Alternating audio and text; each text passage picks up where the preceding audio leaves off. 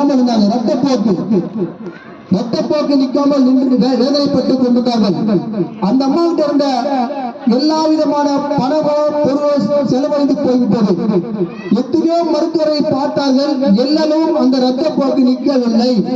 உதிரப்போக்கு வந்து கொண்டே இருந்தது. அப்போது இயேசு கிறிஸ்துவை குறித்து கேள்விப்படுகிறார்கள். அவரிடத்துல போனா எப்படிப்பட்ட வியாதியை குணமாக்குறாராமே, அந்த இயேசு யார், நான் பார்க்க வேண்டுமே என்று மிகவும் அவளோடு காத்துக் கொண்டிருந்தார்கள். அந்த அம்மா காத்துக் கொண்டது போல இயேசு கிறிஸ்து அந்த பகுதி வந்தார். இந்த அம்மாவுக்கு பெரிய சந்தோஷம்.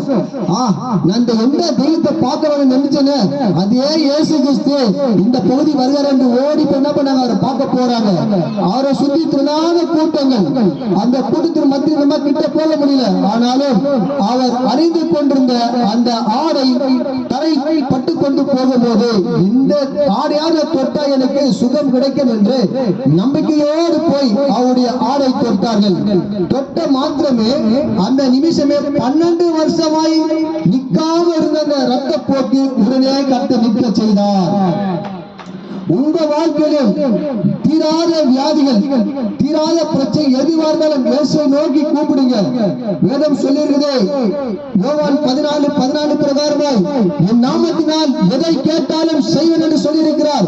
இயேசுவே, என் குடும்பத்தில் பிரச்சனைகள், போராட்டம், என் பிள்ளைகள் நல்வழிப்படுத்த வேண்டும், என் கணவர் மது பழக்கத்திலிருந்து அடிமையாக இருக்கக்கூடாது, ஒரு சராசரி நல்ல மனுஷனை போல் மாற வேண்டும் என்று கேட்பதனால் ஆண்டவராய் இயேசு கிறிஸ்து உங்க வாழ்க்கையில அற்புதம் செய்ய வல்லவராக இருக்கிறார்.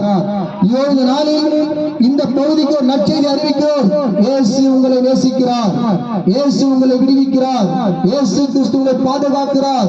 உங்கள் துக்கங்கள் சந்தோஷமாய் மாறப்போகிறது. இயேசு கிறிஸ்துவை சொந்த ரட்சகரை ஏற்றுக்கொள்வாயானால் உன் வாழ்க்கையில் இருக்கிற பிரச்சனைகள், பாடுகள், நிந்தைகள் எல்லாவற்றையும் விடுவித்து பரிபூர்ண சமாதானத்தை கொடுத்து உங்களை வழிநடத்துவார். இப்படிப்பட்ட இயேசு கிறிஸ்துவை எப்படி அறிந்து கொள்ள வேண்டும் என்று நீங்கள் கேட்கிறானால் அருகில் இருக்கிற திருச்சபைக்கு வாருங்கள். இன்னுமாக ஆண்டவராய் இயேசு